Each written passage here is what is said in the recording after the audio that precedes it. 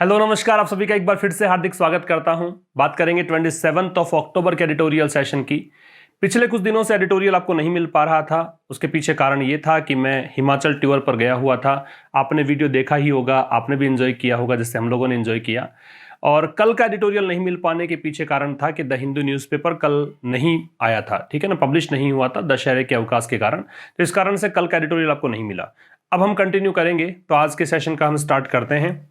और session start करने से पहले जैसा कि मैं बताता हूं हमेशा, जो भी चैनल पर नए बच्चे जुड़ते हैं उनके लिए इन्फॉर्मेशन है कि आप आशीष क्लासेस ऐप को डाउनलोड कर सकते हैं प्ले स्टोर से या फिर डिस्क्रिप्शन में दिए गए लिंक से। यहाँ पर काफ़ी सारे पेड कोर्सेज आपको अवेलेबल करवाए गए हैं। इन पेड कोर्सेज में एक पेड कोर्स है क्लोज टेस्ट एंड पैराजंबल का। यहाँ पर जो भी आपको क्लोज टेस्ट और पैराजंबल उपलब्ध करवाए जाते हैं वो सब न्यूज़पेपर से आपको मिलते हैं। और अभी तक तकरीबन 53 या 54 क्लोज टेस्ट एंड 37 के करीब पैराजंबल्स यहाँ पर हो चुके हैं और आगे के वीडियोस आपको मिलते रहते हैं। तो ये आप बाई कर सकते हैं। इसका पीडीएफ भी आपको मिलेगा वीडियो के सामने। ई बुक्स उपलब्ध हैं। इसमें आपको अगर एडिटोरियल के वर्ड्स जनवरी से लेकर जून तक की एक बुक है और फिर जुलाई, अगस्त, सितंबर की दूसरी बुक है। उनमें आपको सितंबर तक के सारे एडिटोरियल वर्ड्स जो भी मैंने पढ़ाया है आपको यहाँ पे, वो एग्जाम्पल सेंटेंसेस सहित मिल जाते हैं। तो एक साथ अगर वोकैबुलरी चाहिए तो ये आप बाई कर सकते हैं। ये वाला जो बैच है कल से हम स्टार्ट करेंगे नया बैच। यहां आपको प्रतिदिन 2 एडिटोरियल्स मिलते हैं और 75 डेज तक मिलते हैं, ठीक है। दोनों एडिटोरियल्स का पीडीएफ आपको उपलब्ध करवाया जाता है। तो ये अपने आप में एक खास कोर्स है, क्योंकि एक एडिटोरियल तो मैं यूट्यूब पर उपलब्ध करवाता हूं, इसके अलावा एक एडिटोरियल और आपको एप्लीकेशन में मिल जाता है पीडीएफ के साथ। तो ये आप बाई कर सकते हैं कल के लिए बैच। अगर आप ज्वाइन करना चाहें तो आज ही आप इसको बाई कर लें। चलिए स्टार्ट करते हैं कॉमन एरर से। पहला क्वेश्चन देखिएगा, if you absent from college your name is likely to be struck off the rolls. कहना क्या चाहता है? कहना ही चाहता है कि अगर आप कॉलेज से एब्सेंट रहेंगे तो आपका नाम रोल नंबर रजिस्टर होता है उससे काट दिया जाएगा। अब एक्चुअल में ये जो एक वर्ब है एब्सेंट, ये एक ऐसी वर्ब है जिसके बाद में या तो आपको ऑब्जेक्ट चाहिए होता है और या फिर आपको रिफ्लेक्सिव प्रोनाउन चाहिए होता है। काफी सारी वर्ब्स होती हैं ऐसी। एब्सेंट होता है एक वर्ब, यहां मैंने एंजॉय लिया है, ये वर्ब भी ऐसी ही वर्ब है। इसके अलावा आप यहां पे डिवोट कर सकते हो, आप अप्लाई कर सकते हो, ठीक है, अवेल कर सकते हो। ये कुछ ऐसी वर्ब्स हैं। इंट्रोड्यूस है, एक्वेंट है, ये काफी सारी वर्ब्स ऐसी हैं जिनके बाद में या तो ऑब्जेक्ट लगता है या रिफ्लेक्सिव प्रोनाउन लगता है। ये प्रोनाउन के टॉपिक में आपको समझ में आ जाएगा। मैं अब वो कोर्स स्टार्ट करूंगा जो मैंने आपको बताया था कि इस डिजिटल बोर्ड पर ग्रामर का कोर्स आपको उपलब्ध करवाया जाएगा, तो वो अब मैं स्टार्ट करने ही वाला हूं, ठीक है। तो उसमें आपको ये सब मिल जाएगा। तो एब्सेंट के बाद में यहां पे रिफ्लेक्सिव प्रोनाउन आएगा, तो पहला पार्ट गलत है। यहां पे एब्सेंट योरसेल्फ आना चाहिए था। क्या आना चाहिए था? Absent yourself. क्यों? क्योंकि यहां पे देखिए एब्सेंट के बाद में ऑब्जेक्ट तो है नहीं, प्रेपोजिशन है। तो ऑब्जेक्ट नहीं है तो रिफ्लेक्सिव प्रोनाउन, एंड रिफ्लेक्सिव किसके अकॉर्डिंग लगना है? ये रिफ्लेक्सिव लगेगा जो भी आपको सब्जेक्ट दे रखा है उसके अनुसार। सब्जेक्ट यहां पे यू है तो यू का रिफ्लेक्सिव क्या बन गया? योरसेल्फ, है ना। दूसरा देखिए, my father asked me to go to the fair and enjoy there. मेरे पिताजी ने मुझसे कहा कि मेले में जाओ और आनंद उठाइए, है ना, एंजॉय करो। तो यहां पे भी एंजॉय के बाद देखो देयर है। देयर तो एडवर्ब है, प्लेस को बताता है कि वहां जाने के, वहां एंजॉय करने की बात है। तो इसलिए आप क्या करोगे, इस एंजॉय के बाद रिफ्लेक्सिव प्रोनाउन लगाओगे। किसके लिए कहा है? मेरे पिता ने मुझसे कहा है कि मैं जाऊं और मैं एंजॉय करूं। इस कारण से यहां पे आई के अनुसार माई सेल्फ लगाना है आपको। आपका आंसर होगा 3 नंबर। तीसरा क्वेश्चन है, science and religion are both necessary for men. तो कह रहा है कि भाई विज्ञान और जो धर्म है वो दोनों ही आवश्यक हैं। किसके लिए? फॉर मेन, इंसानों के लिए, and for their outer and inner self respectively, और उनके बाहरी और जो आंतरिक जो सेल्फ है, मीन्स उनका जो भी आंतरिक और बाहरी वातावरण है उनके लिए क्रमशः। सब कुछ ठीक है, कोई गलती नहीं है। आप देखिए यहाँ पे मेन दे रखा है, प्लूरल है, इसको देखकर यहाँ पे देयर है, एवरीथिंग इज राइट, तो यहाँ पे नो एरर आपका आंसर होगा। आइए स्टार्ट करते हैं आज का एडिटोरियल। तो आप सेशन को एंड तक देखिएगा और जरूर से शेयर कीजिएगा दोस्तों के साथ, ताकि और लोग भी जो चाहते हैं कि न्यूज़पेपर से इंग्लिश सीखें उनके लिए बहुत बड़ा एडवांटेज ये रहेगा। The shade of grey, shade of grey, ये शेड का मतलब छाया, परछाई होती है। ग्रे, ये ग्रे लिस्ट के लिए है। तो ग्रे लिस्ट का जो साया है अभी तक भी मंडरा रहा है। ग्रे लिस्ट में अभी भी पाकिस्तान बना हुआ है। ग्रे लिस्ट से डाउनग्रेड होकर ये ब्लैक लिस्ट की, भारत को मतलब ऐसा लग रहा था कि ब्लैक लिस्टेड कर दिया जाएगा, लेकिन अभी तक ब्लैक लिस्ट किया नहीं गया है, बच गया है एक बार फिर से, लेकिन फिर भी ग्रे लिस्ट में बरकरार है। ये चीजें आपको डिस्कस करनी है यहाँ पे पाकिस्तान के बारे में। तो चलिए स्टार्ट करते हैं। जो भी इंपॉर्टेंट बिंदु हो वो जरूर से नोट करिएगा, और जब भी आप ये सेशन देखते हैं तो पेन और नोटबुक लेकर ही बैठें, ताकि हर एक बात को वो नोट कर सकें और सेशन कंप्लीट होने के बाद में उसको हम रिवाइज कर सकें। जब भी आप नए सेशन को देखें तो पहले वाला रिवाइज करके फिर आप आए। ठीक है, आइए स्टार्ट करें। The decision by the Paris based watchdog. Watchdog का मतलब होता है ऐसी कोई एजेंसी या ऐसा कोई व्यक्ति जो निगरानी रखता है। तो सतर्कता एक एजेंसी जो होती है ना, उसको बोलते हैं वॉचडॉग, तो निगरानी रखने वाला काम करे। पेरिस बेस्ड का मतलब इसका जो मुख्यालय है FATF की बात है, फाइनेंशियल एक्शन टास्क फोर्स, इसको शॉर्ट में FATF बोलते हैं।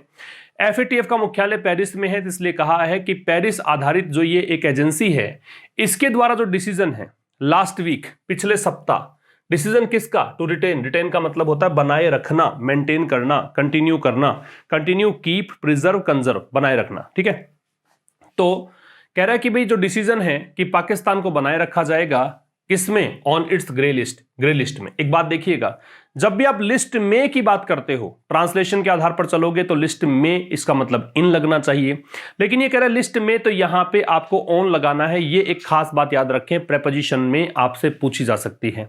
ठीक है, तो ये जो एक निर्णय है कि पाकिस्तान को ग्रे लिस्ट में ही रखा जाएगा, इस निर्णय ने, हैज आ रहा है इसको देखकर, हैज क्लियरली डिसअपॉइंटेड, इसने स्पष्ट रूप से डिसअपॉइंट कर दिया है, निश्चित रूप से यहां पे निराश कर दिया है। हैज के साथ थर्ड फॉर्म आती है, डिसअपॉइंट वर्ब है तो वर्ब की विशेषता बताने वाला शब्द एडवर्ब आता है, तो क्लियरली यहां पे एडवर्ब है। किसको निराश कर दिया है? इमरान खान सरकार को, इमरान खान गवर्नमेंट को। एक बार फिर से बता देता हूं, कहना चाहता है कि जो पेरिस आधारित जो ये एक FATF एजेंसी है, वॉचडॉग इसलिए कहा है क्योंकि ये निगरानी रखती है। ठीक है, तो FATF के बारे में कहा है कि पेरिस आधारित जो ये एजेंसी है, इसका जो निर्णय है कि पाकिस्तान को ग्रे लिस्ट में ही रखा जाएगा, रिटेन किया जाएगा, मेंटेन किया जाएगा, कंटिन्यू किया जाएगा, हटाया नहीं जाएगा वहां से, इस डिसीजन ने निश्चित रूप से इमरान खान सरकार को निराश कर दिया है। आगे देखिए, हिज कैबिनेट, ये हिज आ रहा है इमरान खान के लिए, और पजेसिव एडजेक्टिव है, इसका मतलब आप कह सकते हैं कि कैबिनेट यहां पे क्या है? नाउन है। तो उनकी जो कैबिनेट है, हैड प्रोजेक्टेड, प्रोजेक्ट का मतलब है प्रेडिक्ट करना, भविष्यवाणी करना कह सकते हो, फोरसी करना कह सकते हो, ठीक है, एस्टिमेट करना कह सकते हो, अनुमान लगाना कह दीजिए। तो उनकी कैबिनेट ने ये यहां पे विश्वास जताया था, है ना, कॉन्फिडेंस, विश्वास, प्रोजेक्टेड मतलब इस ऐसा विश्वास उनको था, पहले से लग रहा था ऐसा, कि दैट द कंट्री, ये पाकिस्तान के लिए है, would be taken off. Take off का मतलब यहां पे है रिमूव, कि उनके देश का नाम जो है वो हटा दिया जाएगा। कहां से? ग्रे लिस्ट से। मॉनिटर्ड, अब देखो हाइफन लगा के बताया है, तो ये इस ग्रे लिस्ट के बारे में है, ये बता रखा है कि monitored jurisdiction on terror financing and money laundering activities. Jurisdiction का मतलब यहां पे है रीजन, क्षेत्र। जुरिस्डिक्शन का मतलब क्या है? रीजन, क्षेत्र से मतलब है, स्फेयर से मतलब है। मॉनिटर्ड का मतलब ऐसा क्षेत्र जिस पर निरीक्षण, जिसका निरीक्षण, निगरानी रखी गई हो। मॉनिटर्ड यहां पे पास्ट पार्टिसिपल है, तो ऐसा जुरिस्डिक्शन, ऐसा क्षेत्र जिसको मॉनिटर किया गया हो, उसे कहा गया है monitored jurisdiction. On terror financing, किस पर ये मतलब किया गया है? तो ये क्षेत्र किसका है? टेरर फाइनेंसिंग का जो क्षेत्र होता है, वित्त जो पोषित किया जाता है आतंकवादी संगठनों को, उसके लिए। And money laundering, money laundering क्या होता है? कि कोई काला धन है, ब्लैक मनी है, उसको सफेद बनाना, है ना, उसको इलीगल तरीके से बैंक्स में डिपॉजिट करवाना, सफेद धन बना देना, उसको बोलते हैं मनी लॉन्ड्रिंग। एक्टिविटीज, कोई भी क्रियाएं। तो क्या बोलना चाहता है कि उनकी जो कैबिनेट है उसने प्रोजेक्ट किया था। एक बार अगर मैं ये कहूं आपसे कि यहां से लेकर यहां तक का पार्ट आप ना पढ़ें और सीधा सीधा जोड़िए यहां से लेकर इसको यहां से, तो उनकी कैबिनेट मतलब इमरान खान की जो कैबिनेट है, मंत्रिमंडल है, उसने ये विश्वास जता रखा था, उसको ऐसा लग रहा था कैबिनेट को कि उनकी कंट्री का नाम जो है ग्रे लिस्ट से हटा दिया जाएगा। क्यों लग रहा था ऐसा? हैविंग बीन क्लियर्ड, ऐसा क्लियर कर दिए जाने के बाद, मतलब स्पष्ट क्या बोलते हैं कि भाई क्लियर कर दिए जाने के बाद, क्या क्लियर कर दिए जाने के बाद?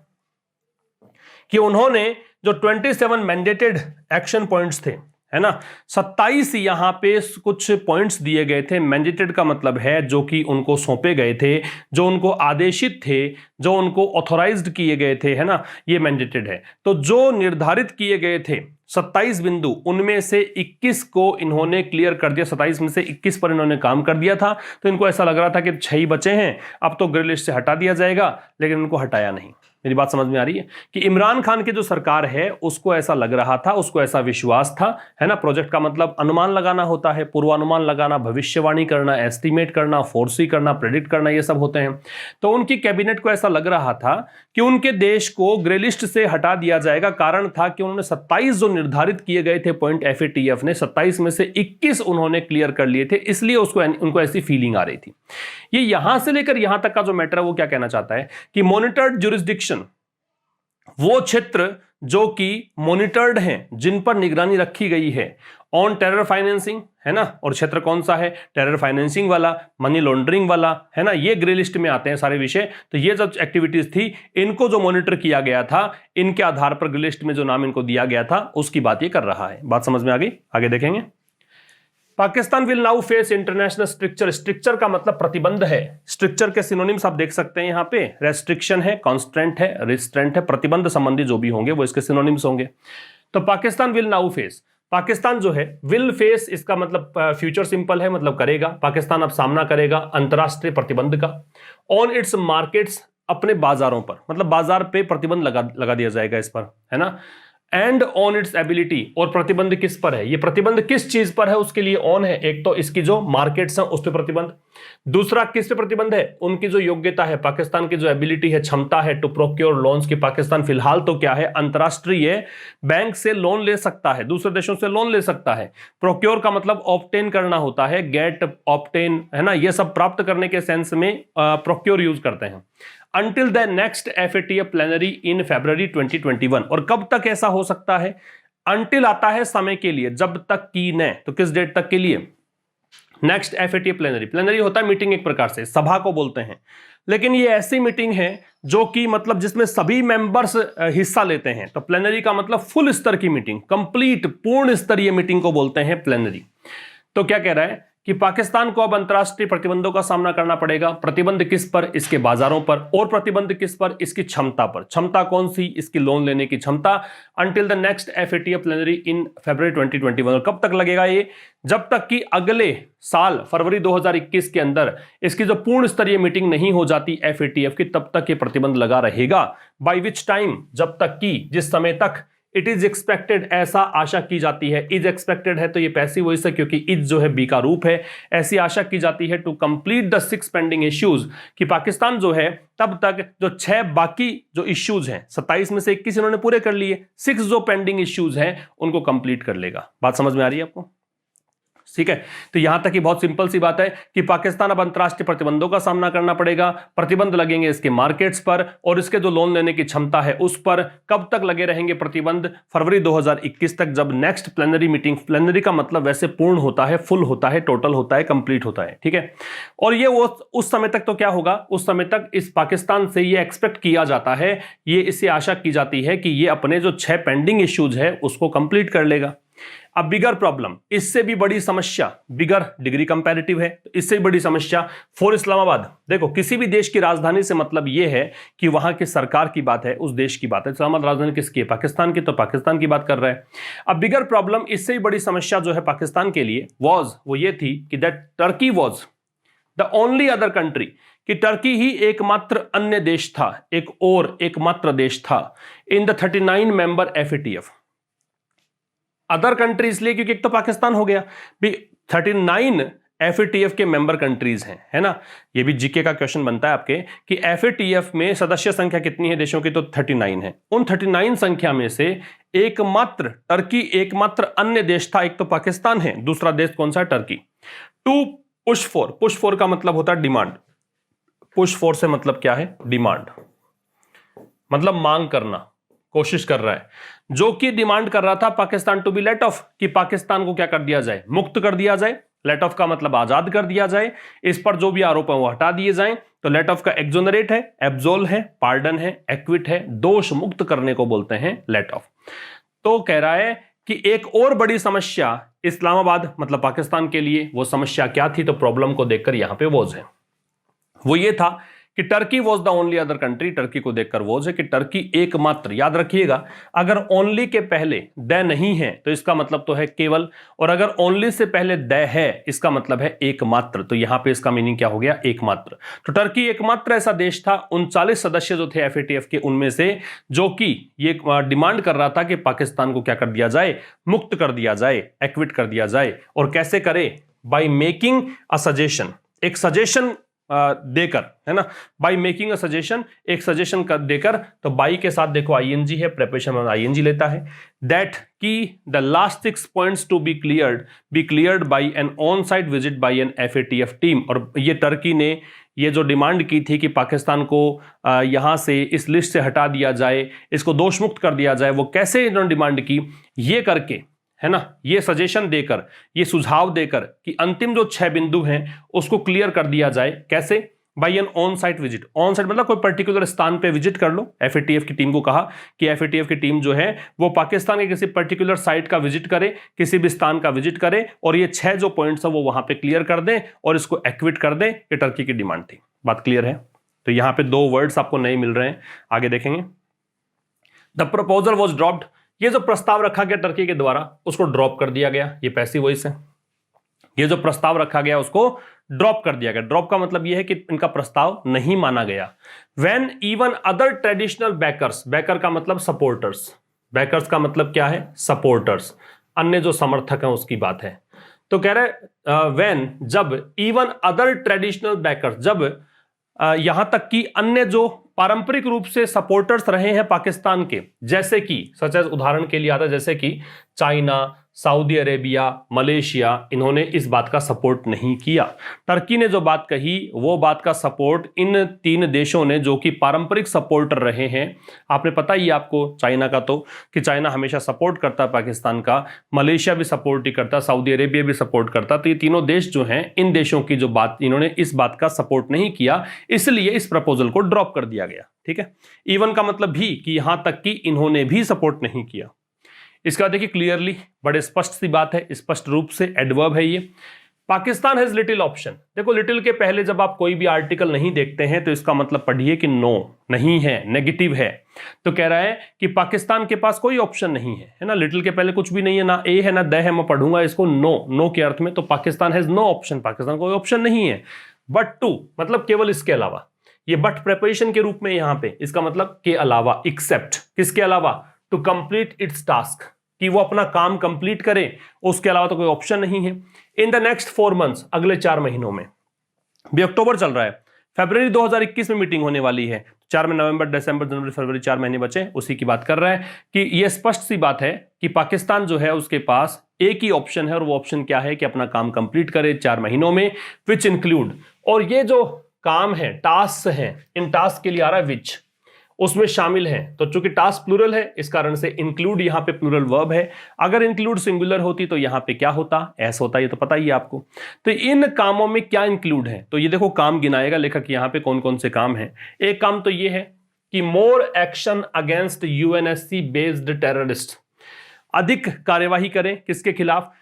संयुक्त राष्ट्र सुरक्षा परिषद ने जो बैन कर दिए हैं टेररिस्ट को और टेरर ग्रुप्स को, आतंकियों को और आतंकी संगठनों को, जिनको संयुक्त राष्ट्र सुरक्षा परिषद, यूनियन, ये जो यूनाइटेड नेशन सिक्योरिटी काउंसिल है, उसके द्वारा जो प्रतिबंधित आतंकवादी हैं और आतंकवादी संगठन हैं, उनके खिलाफ कार्यवाही करे, अधिक कार्यवाही करे। एक तो ये काम है। दूसरा काम क्या है? एक्शन अगेंस्ट चैरिटेबल ऑर्गेनाइजेशन, कार्यवाही करें किसके खिलाफ? चैरिटेबल ऑर्गेनाइजेशन, मतलब दान धर्मार्थ के काम करती है संस्थाएं, जैसे NGOs हैं, नॉन प्रॉफिट जो संगठन हैं, उनके खिलाफ कार्रवाई करें। और वो NGOs या फिर वो चैरिटेबल ऑर्गेनाइजेशन जो कि संबंधित हैं, जुड़े हुए, लिंक्ड में टू लगता है, किससे? दीज बैंड एंटिटीज, ये जो बताए ना कि जिन UNSC ने प्रतिबंधित कर दिया है टेरर ग्रुप्स को, एंटिटीज का मतलब निकाय, संस्था, तो उन आतंकी संगठनों से जुड़े हुए जो भी चैरिटेबल ऑर्गेनाइजेशंस हैं उनके खिलाफ कार्रवाई करें। और क्या करें? ट्रेसिंग फ्यूजिटिव टेररिस्ट, फ्यूजिटिव होता भगोड़ा, भगोड़ा समझते हो, कि जैसे पाकिस्तान के आतंकी हैं, कहीं भागकर कहीं और जाके देश में छिप गए हो, उसको बोलते हैं फ्यूजिटिव। ट्रेस का मतलब पता लगाना, पीछा करना, और पता लगाएं किसका? जो भी आतंकी भगोड़े हैं, भगोड़े आतंकी हैं, उनका। और क्या करें? And pursuing convictions against them, और उनके खिलाफ, परस्यू का मतलब होता है फॉलो करना, उनके खिलाफ फॉलो करें, एक कार्रवाई करें, किसकी? कन्विक्ट करने की। कन्विक्ट का मतलब क्या होता है? दोषारोपण करना, और उनके खिलाफ आरोप लगाए, आरोप यहां पे उनका सिद्ध करे, ये काम भी करें। रिवाइजिंग द लिस्ट, दूसरा अगला काम क्या है? रिवाइज। रिवाइज का मतलब फिर से पुनरावलोकन करना। क्या करना है? The list of band entities, जो भी प्रतिबंधित निकाय हैं, संस्थाएं हैं, ये नाउन है, ये एडजेक्टिव है। तो जो भी प्रतिबंधित संगठन हैं, उनकी लिस्ट को रिवाइज करे। किसके तहत? Under the anti terrorism act, इस आतंकवादी विरोधी अधिनियम के तहत। ठीक है, जब भी कोई अधिनियम की बात आप करते हैं तो दय लगता है, तो देखो यहां पे एक्ट का नाम है, इस कारण से दय है। अंडर का मतलब किस अधिनियम के तहत, तो उसके लिए अंडर का प्रयोग किया है। टू रिफ्लेक्ट, रिफ्लेक्ट का दर्शाना होता है, डिस्प्ले करना, रिवील करना, ये सब होता है, इंडिकेट करना होता है। क्या दर्शाने के लिए? All those band by the UNSC, है ना। तो यहां पे जो भी संस्थाएं बैन की गई है यूएनएससी के द्वारा, उनको रिफ्लेक्ट करने के लिए। एक बार फिर समझना, तो क्या करना है यहां पे? जो भी प्रतिबंधित संगठन है उनकी लिस्ट को रिवाइज करें। किसके तहत? आतंकवादी विरोधी अधिनियम के तहत, ताकि जो भी संगठन प्रतिबंधित है यूएनएससी के द्वारा, उनको दर्शाया जा सके उस लिस्ट में। फिर क्या है? And cracking down, cracking down का मतलब हो गया सख्त कार्यवाही करना। देखो यहां पे दे रखा है, take strict action, clamp down, सख्त कार्यवाही करने को बोलते हैं क्रैक डाउन। और क्या करे? जो अन्य माध्यम है, चैनल्स का मतलब मेथड्स, मीडियम्स और अन्य जो माध्यम है, जो भी अन्य माध्यम है, उन माध्यमों पर कार्यवाही करे। माध्यम किसके? टेरर फाइनेंसिंग, वित्त पोष, मतलब आतंकी संगठनों को पैसा पहुंचाने के जो माध्यम हैं। थ्रू नारकोटिक्स, किसके माध्यम से? नारकोटिक्स, नशीले पदार्थ जो होते हैं उसको बोलते हैं, उनके माध्यम से। एंड स्मगलिंग, तस्करी के माध्यम से, उन पर भी कार्यवाही करें। ठीक है, थ्रू आता है माध्यम के लिए, में से होकर ये अर्थ देता है। तो यहां तक फिर बता देता हूं। देखो यहां इसमें यह बताया इसने कि स्पष्ट रूप से ये एडवर्ब है, और किसी भी सेंटेंस की विशेषता एडवर्ब बता सकता है, इसीलिए सेंटेंस के स्टार्ट में लगा हुआ है। तो स्पष्ट रूप से पाकिस्तान के पास और कोई ऑप्शन नहीं है, केवल एक ही ऑप्शन है, अपने टास्क कंप्लीट करे वो, है ना, अगले 4 महीनों में। और उन टास्क में क्या क्या चीजें हैं? उन टास्क में चीजें हैं कि एक तो कार्यवाही करे, जो भी यूएनएससी ने आतंकी प्रतिबंधित किए हैं उनके खिलाफ कार्यवाही करे। और क्या करे? यहां पे कार्यवाही करे जो भी चैरिटेबल ऑर्गेनाइजेशंस हैं उनके खिलाफ, वो ऑर्गेनाइजेशन जो भी संबंधित हैं, किससे संबंधित हैं? इन प्रतिबंधित संस्थाओं से। और क्या करे? जो भगोड़े टेररिस्ट हैं उनको ट्रेस करे, उनका पता लगाए। और क्या करे? उन भगोड़े आतंकियों के खिलाफ यहां पे कन्विक्शंस को फॉलो करें, मतलब उन पर दोषारोपण करें। और क्या करे? और यहां पे जो भी प्रतिबंधित संस्थानों की जो लिस्ट है उनको रिवाइज करें इस एक्ट के तहत, ताकि जो भी प्रतिबंधित आतंकी हैं या संगठन हैं उनको यहां पे दर्शाया जा सके। और क्या करना है? सख्त कार्रवाई करे। बाकी के जो माध्यम हो सकते हैं टेरर फाइनेंसिंग के, जैसे नारकोटिक्स के माध्यम से, स्मगलिंग के माध्यम से, उन पर भी सख्त कार्रवाई की जाए। तो ये काम करेगा तो वो 6 काम जो है वो पूरे हो जाएंगे। फिर ब्लैक लिस्ट से बाहर, जो ये ग्रे लिस्ट है उससे बाहर पाकिस्तान आ सकता है। आगे देखिए, समझ में तो आ ही रहा होगा आपको, आसान है, ज्यादा मुश्किल नहीं है। मुश्किल तो आर्टिकल्स 2 ही होते हैं, हमने देखा ही अब तक। एक तो आप जब भी कोई स्पोर्ट्स आर्टिकल पढ़ते हैं वहां पे थोड़ी सी टर्मिनोलॉजी डिफरेंट होती है। एक जब भी आप बिजनेस आर्टिकल पढ़ते हैं थोड़ा डिफरेंट होता है। स्पोर्ट्स वाले सबसे मुश्किल होते हैं, है ना। जो वित्तीय आर्टिकल है वो इतनी मुश्किल नहीं है, लेकिन राजनीतिक जो आर्टिकल होते हैं वो काफी आसान होते हैं, समझने आसान है। लेकिन आप बहुत सारी चीजें सीखते हैं हर एक प्रकार के आर्टिकल से। आगे देखिएगा, for those in new Delhi, तो वो लोग जो न्यू दिल्ली में मतलब भारत में हैं, वॉचिंग द आउटकम, जो कि निगाहें बना रखी थी, जिन्होंने टकटकी लगा रखी थी, किस पर? परिणाम पर। आउटकम का मतलब परिणाम, रिजल्ट किसका? Of the FATF decision. भी भारत में जो बैठे लोग हैं, भारत सरकार है, वहां पे जो लोग हैं उन्होंने देख रखा था, वो सोच रहे थे, एक्सपेक्ट कर रहे थे कि पाकिस्तान को ब्लैकलिस्टेड कर दिया जाएगा। वो लोग एफएटीएफ के डिसीजन के बारे में सोच रहे थे कि क्या डिसीजन आएगा। There are some broader dividends, तो देयर से स्टार्ट है, देखो देयर से स्टार्ट होता तो इन्वर्जन लगता है, तो ब्रॉडर डिविडेंड्स प्लूरल सब्जेक्ट है, इसको देखकर वर्ब प्लूरल है। डिविडेंड्स का मतलब होता है दोस्तों बेनिफिट। डिविडेंड से मतलब क्या होता है? बेनिफिट। ठीक है, लाभ को बोलते हैं, प्रॉफिट को बोलते हैं। ब्रॉडर का मतलब अधिक व्यापक, डिग्री कंपैरेटिव ब्रॉड की।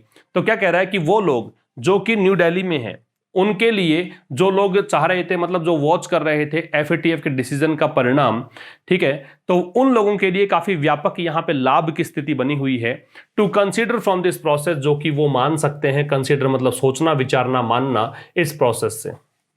ठीक है, तो जो लोग डिसीजन का वेट कर रहे थे ना, भारत के लोग, उनके लिए काफी मतलब कुछ अधिक व्यापक लाभ की स्थितियां बनी हैं। टू बिगिन विद, अगर शुरुआत करें कौन कौन से लाभ हैं भारत के लिए, तो वो देखो, द फैक्ट दैट, एक जो फैक्ट है, that the FATF has, FATF को देखकर हैज है, हैज को देखकर थर्ड फॉर्म है, कि एफएटीएफ ने पाकिस्तान को बनाए रखा है, कंटिन्यू किया है ऑन द ग्रे लिस्ट। मैंने फिर बता देता हूं, लिस्ट के लिए ऑन का प्रयोग करते हैं, इन नहीं लगाते। तो एफएटीएफ लिस्ट में रखा है पाकिस्तान को, लगातार रखा है, हटाया नहीं है।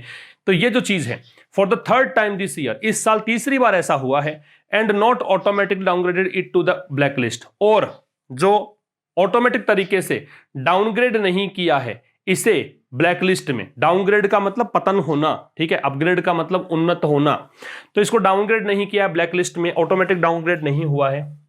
With Iran and north Korea, ये ब्रैकेट में दे रखा है कि ब्लैक लिस्टेड कंट्रीज है दोनों, ईरान भी ब्लैक लिस्ट में है, नॉर्थ कोरिया भी ब्लैक लिस्ट में है, लेकिन पाकिस्तान उस लिस्ट में नहीं है, ठीक है। तो इसके द्वारा When its deadline for action ended in September 2019, जब इसकी जो डेडलाइन का मतलब क्या होता है कि आपको कह दिया जाए कि इस समय तक आपको काम पूरा करना है, तो वो जो डेट है, वो जो टाइम है, वो आपकी डेडलाइन कहलाएगी। तो जब इसकी जो डेडलाइन है काम की, वो एंड हो गई थी सितंबर 2019 में।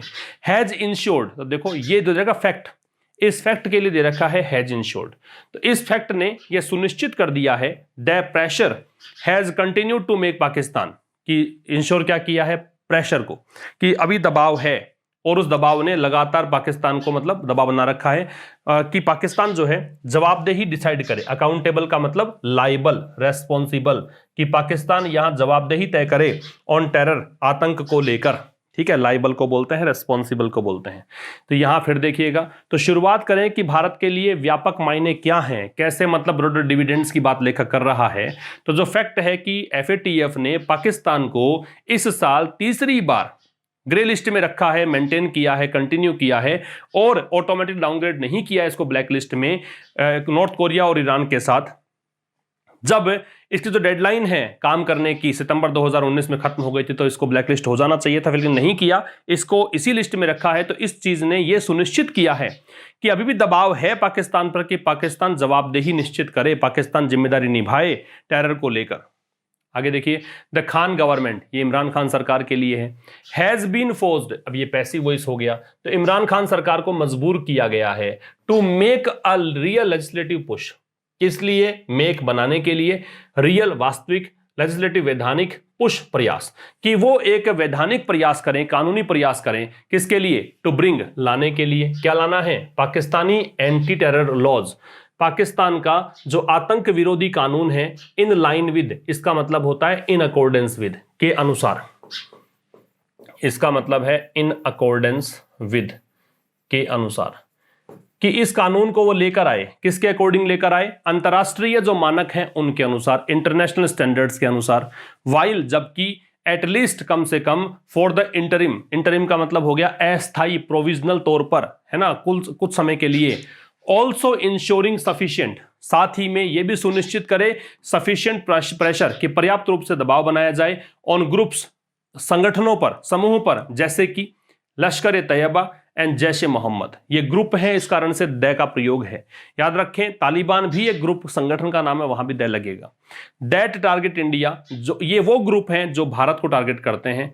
टू रिफ्रेन फ्रॉम, किसके लिए, ताकि ये परहेज करें, ये बचें, रिफ्रेन के साथ फ्रॉम लगता है, पब्लिक कमेंट्स, सार्वजनिक टिप्पणियों से, एंड पब्लिकली रेजिंग फंड्स, और सार्वजनिक रूप से धन जुटाने से। यहां तक फिर देखिएगा, जो खान गवर्नमेंट है उसको फोर्स किया गया है कि वो वास्तविक वैधानिक कुछ प्रयास करें कि पाकिस्तानी जो आतंक विरोधी कानून हैं उनको अंतर्राष्ट्रीय स्टैंडर्ड जो है उनके अनुसार यहां पे स्थापित करें, जबकि कम से कम थोड़े समय के लिए ही क्यों ना हो, यहां पे यह भी सुनिश्चित करे कि पर्याप्त रूप से प्रेशर बनाया जाएगा संगठनों पर, जैसे कि लश्कर ए तैयबा है और जैश ए मोहम्मद है, उन पर जो कि भारत को टारगेट करते हैं, और प्रेशर बनाया जाएगा कि उन आतंकी संगठनों को रिफ्रेन करवाया जाए, वो बचें इस चीज से कि सार्वजनिक टिप्पणी ना कर पाएं और सार्वजनिक रूप से धन ना जुटा पाएं। रेज का मतलब यहां पे जुटाना है, रेज एक ट्रांजिटिव वर्ब है, इसके बाद में हमेशा ऑब्जेक्ट आपको नजर आएगा, यहां पे ये ऑब्जेक्ट है इसका। मीनवाइल, इसी दरमियान, ठीक है, Pakistan support to the US led Afghan process and talks, इसी दरमियान पाकिस्तान का जो सपोर्ट है इसको US के नेतृत्व में जो अफगान प्रक्रिया चल रही है और जो बातचीत चल रही है ना, तो US के नेतृत्व में आपने देखा तालिबान और अफगान की लड़ाई चल रही है, उसमें US ने मीडिएट किया था, है ना, US ने मध्यस्थता करवाई थी, US ने अपने हाथ में ये मतलब लिया था काम। तो कह रहा है इसी दरमियान पाकिस्तान का जो सपोर्ट है इसको US के नेतृत्व में जो अफगान प्रोसेस चल रहा है उसको, एक तो ये चीज हो गई। दूसरा सब्जेक्ट क्या है, जो बातचीत चल रही है तालिबान के साथ, मैंने कहा था ना तालिबान से पहले द आएगा, तो देखो द का प्रयोग है। आर क्रूशियल, ये दोनों ही चीजें, एक तो पाकिस्तान का सपोर्ट और तालिबान के साथ चल रही बातचीत, ये दोनों ही क्या है, महत्वपूर्ण है। किसके लिए? टू द पीस प्रोसेस, शांति प्रक्रिया के लिए। एंड द एफएटीएफ प्रोसेस, और जो एफएटीएफ की प्रक्रिया है, हैज मेड इस्लामाबाद मोर एमेनेबल, इसने इस्लामाबाद को अधिक रेस्पॉन्सिव बना दिया है टू हेल्पिंग अफगानिस्तान। एमेनेबल का मतलब रेस्पॉन्सिव, रिसिप्टिव, रेस्पॉन्सिव, कि पाकिस्तान उत्तर दे, जवाबदेही डिसाइड कर दी है। और एफएटीएफ का जो प्रोसेस है उसने पाकिस्तान को अधिक जवाबदेह बना दिया है। किसके लिए? अफगानिस्तान की हेल्प करने के लिए। ठीक है, बात समझ में आ गई। एमेनेबल के साथ में याद रखिएगा टू लगता है, ये ध्यान रखेंगे आप। और एमेनेबल टू चूंकि साथ में है, इसीलिए आप देख रहे हैं यहां पे आईएनजी का प्रयोग है। अगर ये टू लगा होता इसमें तो ये हेल्प होता, हेल्पिंग नहीं होता। ठीक है, आगे देखिए। It remains to be seen, ऐसा देखना बाकी है। इट रिमेन्स, इट को देखकर रिमेन्स है, बाकी है। टू बी सीन, देखना, ये पैसिव वॉइस है। If the actions it takes, कि वो एक्शंस जो ये लेता है, इट यहां पाकिस्तान के लिए है, will permanently change Pakistan course, मतलब ये एफएटीएफ के लिए इट आ रहा है कि जो एफएटीएफ कार्यवाही करता है, क्या ये परमानेंटली, क्या स्थायी रूप से पाकिस्तान का जो मार्ग है, कोर्स का मतलब पाथ, रास्ता, वो जो मार्ग है, वो तरीका है, उसको चेंज कर देगा। किसका रास्ता? इन supporting and sheltering cross border terror groups, जो सीमा पार आतंकी संगठन है उनको सपोर्ट करता आया है पाकिस्तान, उनको शरण देता आया है पाकिस्तान। क्या इस कोर्स को, पाकिस्तान के इस कोर्स को चेंज कर देगा पूरी तरीके से? तो ये देखना बाकी है कि जो भी एक्शंस हैं, जो भी एक्शंस एफएटीएफ लेता है, तो वो एक्शंस क्या परमानेंटली पाकिस्तान का जो कोर्स है सीमा पार आतंकी संगठनों को सपोर्ट करने का और आश्रय देने का, क्या उसको वो चेंज कर देगा? इंडियाज इवेंचुअल गोल, भारत का जो अंतिम लक्ष्य है, इवेंचुअल, अंतिम, फाइनल लक्ष्य, is not just in stopping attacks, वो केवल इतना सा नहीं है कि अटैक्स को रोकें, है ना, स्टॉपिंग इन, अब ये इन दे रखा है तो आईएनजी लगना ही था, प्रेपोजिशन है, तो केवल अटैक्स को रोकना नहीं है बाय दीज ग्रुप्स, इन संगठनों के द्वारा, but for Pakistan to fully dismantle, dismantle का मतलब होता है डिसअसेंबल, है ना, बिल्कुल विघटित कर देना, डिसअसेंबल, विघटित कर देना, ठीक है, तोड़ देना मतलब। तो यहां पे कह रहा है कि केवल इतना सा नहीं है कि आप अटैक्स को रोकना चाहते हैं इन संगठनों के द्वारा, बल्कि भारत चाहता है कि पाकिस्तान पूरी तरीके से इनको तोड़ दे, इनके जो इंफ्रास्ट्रक्चर है, जो भी इनका ढांचा है आतंक का, इन द अंडरस्टैंडिंग, इस समझ में, that it is in Pakistan own interest, की पाकिस्तान के भी हित में है। इंटरेस्ट का मतलब हित, ओन का मतलब खुद के, ये इम्फेटिक हो गया यहां पे, ये पाकिस्तान के खुद के हित में है टू डू सो, ऐसा करना। ठीक है, तो भारत का अंतिम लक्ष्य केवल इतना नहीं है कि इन संगठनों के द्वारा किए गए अटैक्स को रोकना है, बल्कि पाकिस्तान के लिए ये पूर्णतया, पाकिस्तान के लिए भारत चाहता है कि पाकिस्तान पूर्णतया इनको तोड़ दे, इन आतंकी संगठनों के स्ट्रक्चर्स को, इस समझ में, इस अंडरस्टैंडिंग में कि ये जो काम है पाकिस्तान के खुद के भी हित में है, ऐसा करेगा पाकिस्तान। इट इज होप्ड, ऐसी आशा की जाती है, पैसिव वॉइस है, दैट की the prolonged FATF process, prolonged का मतलब होता है एक्सटेंडेड, काफी लंबित, काफी समय से चला आ रहा, ठीक है, कि जो काफी लंबे समय चली आ रही जो प्रक्रिया है एफएटीएफ वाली, विल इनेबल दिस रियलाइजेशन इन इस्लामाबाद, कि क्या ये जो ये होता है अनुभूति, रियलाइजेशन, तो क्या ये जो अनुभूति है पाकिस्तान के लिए, क्या ये सक्षम बन पाएगी? तो ऐसी आशा की जाती है कि लंबे समय से जो ये एफएटीएफ प्रोसेस चल रहा है, ये पाकिस्तान के अंदर इस फीलिंग को जागृत कर देगा, इस फीलिंग को मतलब इनेबल कर देगा कि पाकिस्तान सोचेगा कि वास्तव में आतंकी संगठन किसी के हित में नहीं है, इनको डिसमेंटल करना ही जरूरी है, ऐसा करना हमारे खुद के भी हित में है, क्योंकि आए दिन पाकिस्तान के अंदर भी हमले होते रहते हैं, ऐसा नहीं है कि पाकिस्तान को ये सपोर्ट करते हैं, पाकिस्तान में भी हमले हो जाते हैं, तो ये सभी के हित में है, ये जरूरी है, तो ऐसी आशा की जाती है, कहना चाहता है। तो ये आपका आज का एडिटोरियल हुआ। रिवीजन की बात करें तो डिसमेंटल का मतलब मैंने बताया डिसअसेंबल होता है, तो पहले को जोड़ दिया जाएगा डी से। एमेनेबल का मतलब बताया था अभी आपको कि रेस्पॉन्सिव होता है, रिसिप्टिव होता है, तो ए। डिविडेंड का लाभ होता है तो बेनिफिट कर देंगे, बी। प्रोक्योर का मतलब ऑब्टेन करना है, प्राप्त करना है, तो ई। एंड प्रोजेक्ट से मतलब है फोरकास्ट, अनुमान लगाना, तो सी। इसका स्क्रीनशॉट ले सकते हैं आप। उसके बाद ट्रांसलेशन की बात करें, देखो, अपने जूतों की मरम्मत कराओ, एक प्रकार के ही सेंटेंसेस लिए हैं। जब भी आप कोई काम करवाने की बात करते हो तो गेट या हैव का प्रयोग करते हो कॉजेटिव वर्ब के रूप में, तो गेट योर शूज रिपेयर्ड, ये गेट प्लस थर्ड फॉर्म है, कॉजेटिव वर्ब है, प्रेरणार्थक क्रिया बोलते हैं हिंदी में। ऐसा काम करवाओ, करो नहीं, खुद करो तो आता रिपेयर योर शूज, करवाओ तो गेट योर शूज रिपेयर्ड। अपनी नाक पोंछवा लो, get your nose wiped, wipe का मतलब पोंछना, फिर है इस गली को साफ करवाओ, तो get this street clean, clean का साफ करना, स्ट्रीट गली। प्रेपोजिशन की बात करें तो एन इन्वेस्टिगेशन इनटू, देखो इन्वेस्टिगेशन जब नाउन के रूप में होता है तो इनटू लगता है, प्रोब भी नाउन के रूप में होता है तो इनटू लगता है। इन्वेस्टिगेट अगर वर्ब के रूप में हो तो प्रेपोजिशन नहीं लगता है। तो an investigation into the matter is required, तो इस मैटर में जांच पड़ताल जरूरी है। The story has been translated into English, तो ये है ट्रांसलेट के साथ में इनटू लगा है, ठीक है। The car rumped into the bus, तो टकराने के सेंस में इनटू लगा है, रैम के साथ में इनटू, टकराना हिट करने के सेंस में लगा है इनटू। तो ये 3 प्रेपोजिशन, तीनों साथ में मतलब एक जैसे प्रेपोजिशन बताए मैंने आपको। तो ये था आज का एडिटोरियल। मुलाकात कल शाम 5 बजे होगी हमारी। जो भी बच्चे लाइव हैं इसको जरूर से लाइक कर दें, अपने दोस्तों के साथ शेयर कर दें। मिलते हैं कल शाम 5 बजे एक नए सेशन के साथ, तब तक के लिए नमस्कार, थैंक यू वेरी मच।